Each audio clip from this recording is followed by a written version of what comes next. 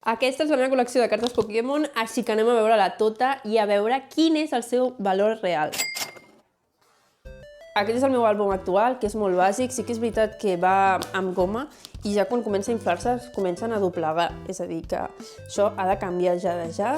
Però abans de dir-li adéu, anem a veure les cartes que tinc, que les he anat col·leccionant sobretot l'últim any, que m'he aficionat més. I la veritat és que hi ha algunes cartes que són de quan comprava alguns sobres mentre passejava o el que fos fa anys, i que va sortir algun hit i que jo en aquell moment no sabia tan sols que era hit, o sigui, comprava les cartes només perquè em sortissin Pokémon Cute. I parlant de Pokémon Cute, aquest és el tema de la primera pàgina.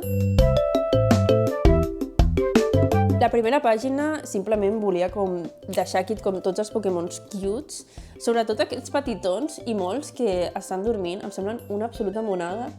El primer hit que vaig treure va ser aquest Litten, que la vaig treure a l'Anna Mollerussa, i li tinc molt d'apreci perquè va ser com el meu primer hit il·lustrat. I després hi ha el Placer i el Minun, que he aconseguit el Duo, el Fido, que m'agrada molt, el Minccino, que em va sortir... És el Minccino o el Chinchino? Sempre em lio.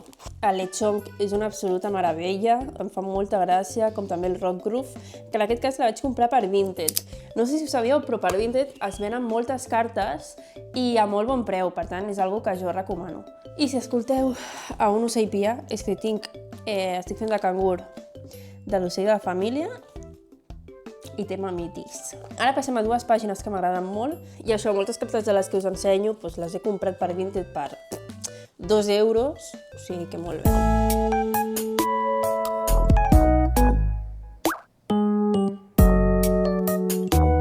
En aquesta secció és més com un to blau, o sigui, volia fer també com tons de colors. I això, aquesta secció és com més de tons blaus. La carta que m'agrada més és aquest Dragonair, que ens va sortir d'una booster box de 151, de quan a la Katsuki un dia tenien una booster box de 151, anava a comprar sobres i vaig dir, wait, no, deixa això, tens una booster box de 151, o sigui, dóna-me-la ja! És que era tan difícil trobar-la. El Cleffa era impossible aconseguir i just ahir la vam treure. L'Apres de Misty, un dels intercanvis que vaig fer, teniu el vídeo a TikTok, diria, d'aquest intercanvi, que vaig fer un carrusel de fotos amb els intercanvis i també un blog, per tant, ho teniu tot allà. Manaphy, en japonès, també comprat de la mateixa persona que em va vendre el Cleffa per Vinted. Aquesta carta m'encanta, em recorda tant a Splatoon, o sigui, m'encanta, i la vam treure, a més, a Corea, i és que aquest estiu vaig estar a Corea i, per tant, gran part del que tinc ve de Corea. O sigui, allà els sobres eren molt bèstia perquè anaves a un 7-Eleven, anaves a una Combini, hi havia sobres i costaven 60 cèntims al sobre. Aquí, un sobre en coreà o japonès et costa 5 euros. I ara ve la meva pàgina preferidíssima. La meva pàgina, o sigui, la meva millor pàgina, sense cap mena de dubte, és aquesta d'aquí.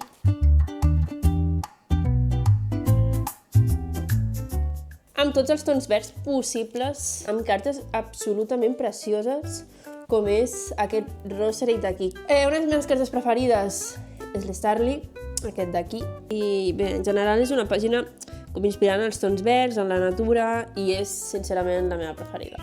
I el Psyduck, que el seu atac és sobrepensar, 100% identificadíssim amb aquest Psyduck. Ara aquí passem... A veure, és que no sé quina pàgina ensenyar-vos, perquè aquí hi ha un guitarro. Gent, tinc el Charizard de 151.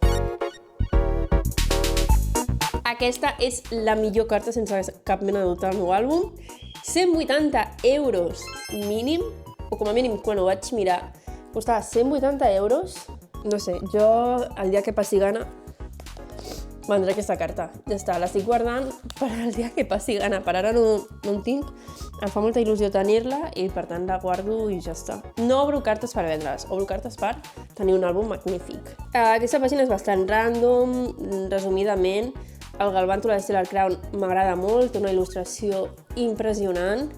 El Victini, que ens va sortir d'una capsa que és Black Bolt, sí, la Black Bolt, juntament amb el Kyurem. Vam tenir molta sort en aquella capsa. El Noibat, una carta que m'encanta perquè és un altre petit Pokémon adormit. Ja sabeu que sóc fan.